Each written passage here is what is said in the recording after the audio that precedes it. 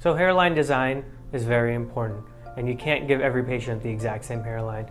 Everybody has a unique face, and it's important to take a lot of things into consideration. For example, a patient who has more extensive hair loss, especially if they've receded in the temporal region, would benefit from a higher hairline. If a patient has strong temples and already has an existing lower hairline and is on medical therapies, I would feel more comfortable transplanting them with a lower hairline. Most patients will typically have a hairline somewhere in the realm of 7 centimeters to 8.5 centimeters. Again, there's no exact number, but we have to try different styles and see what looks best on the patient. Ultimately, what matters most is what makes the patient happy.